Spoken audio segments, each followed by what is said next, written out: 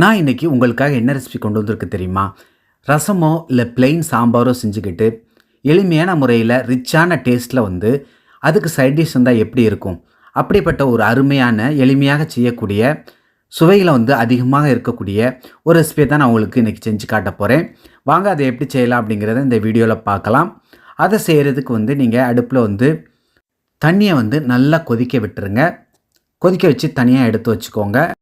அடுத்ததாக ஒரு பாத்திரம் எடுத்து வச்சுக்கோங்க. அதில் வந்து நான் இன்றைக்கி 1 கப் அளவுக்கு வந்து மீல் மேக்கர் எடுத்துருக்கிறேன். இதை வந்து சோயா சங்க்ஸ்ன்னு சொல்லுவாங்க. அடுத்ததாக இதில் வந்து நம்ம கொதிக்க வச்ச அந்த தண்ணியை வந்து சேர்த்துருங்க. அது வந்து முங்குற அளவுக்கு சேர்த்துட்டு நல்லா கிளறி விட்டுட்டு ஒரு மூடி போட்டு கரெக்டாக ஒரு 10 நிமிஷம் மூடி வச்சுருங்க. 10 நிமிஷம் கழித்து ஓப்பன் பண்ணி பாருங்கள். நல்லா வந்து அந்த தண்ணியில் ஊறி நல்லா சாஃப்டாக இருக்குது. இதை வந்து நல்லா ஒரு வடிகட்டியில் இந்த மாதிரி ஃபில்ட்ரு பண்ணி தனியாக எடுத்து வச்சுக்கோங்க. இப்போ வடிகட்டி தனியாக எடுத்தாச்சு. இதை வந்து ஒரு 3லேருந்து 4 தடவை நல்லா தண்ணி விட்டு பச்சை தண்ணி விட்டு நல்லா கழுவி எடுக்க போகிறோம். அதில் பிழிஞ்சு தனியாக எடுக்க போகிறோம். ஒரு 4 தடவை கண்டிப்பாக நீங்கள் பிழிஞ்சு தனியாக எடுத்து வச்சுக்கோங்க. இப்போ வந்து நம்ம ஒரு 4 தடவை கழுவி தனியாக எடுத்துட்டோம். அதை வந்து ஒரு பாத்திரத்தில் மாற்றிட்டு பாருங்கள் எந்தளவுக்கு தண்ணி இல்லாமல் இருக்குது.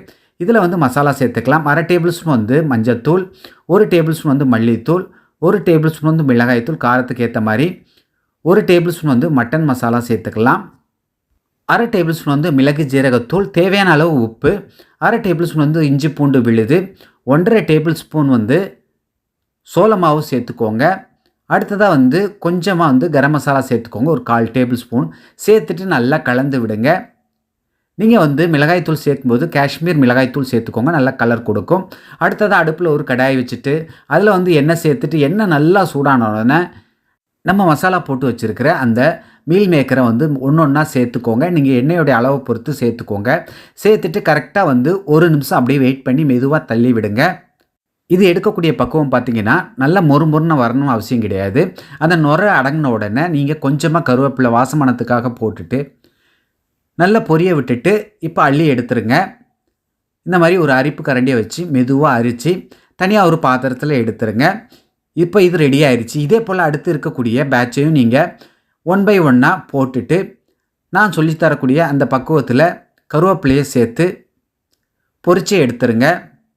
இந்த பக்குவத்தில் செஞ்சு கொடுத்தீங்கன்னா குழந்தைகள் வந்து ஈவினிங் ஸ்நாக்ஸாக சாப்பிடுவாங்க, ரொம்ப விரும்பி சாப்பிடுவாங்க. இது வந்து ஒரு பர்ஃபெக்டான எளிமையான சைட் டிஷ், அதே நேரத்தில் ரிச் டேஸ்ட்டாகவும் இருக்கும். நீங்கள் வீட்டில் சிம்பிளான ரசமோ பிளெயின் சாம்பாரோ வச்சுக்கிட்டு இதை தொட்டுக்கிட்டு சாப்பிட்டீங்கன்னா ரொம்ப ஆப்டாக இருக்கும், ரொம்ப விரும்பி சாப்பிடுவாங்க. ஓகே நண்பர்களே, இதே மாதிரி பக்குவத்தில் இதே அளவுகளோட நீங்களும் வந்து எளிமையாகவும் அதே நேரத்தில் ரிச்சாக இருக்கக்கூடிய இந்த மீல் மேக்கர் 65 நீங்களும் செய்து சாப்பிட்டு பார்த்துட்டு டேஸ்ட் எப்படி வந்துச்சுன்னு சொல்லுங்கள். இந்த வீடியோ உங்களுக்கு பிடிச்சிருந்தால் லைக் பண்ணுங்கள். உங்கள் நண்பர்களும் சொந்தங்களும் பார்க்கணுன்னா அவர்களுக்கும் ஷேர் பண்ணுங்கள். மறக்காமல் நம்ம சேனலை சப்ஸ்கிரைப் பண்ணாதவங்க சப்ஸ்கிரைப் பண்ணிக்கோங்க, ஃபாலோ பண்ணாதவங்க ஃபாலோ பண்ணிக்கோங்க. ஓகே நண்பர்களே, எல்லோரும் பாதுகாப்பாக இருங்க. இதே போன்று அடுத்து ஒரு அருமையான வீடியோவில் சந்திக்கிறேன். Take care, bye bye, thank you.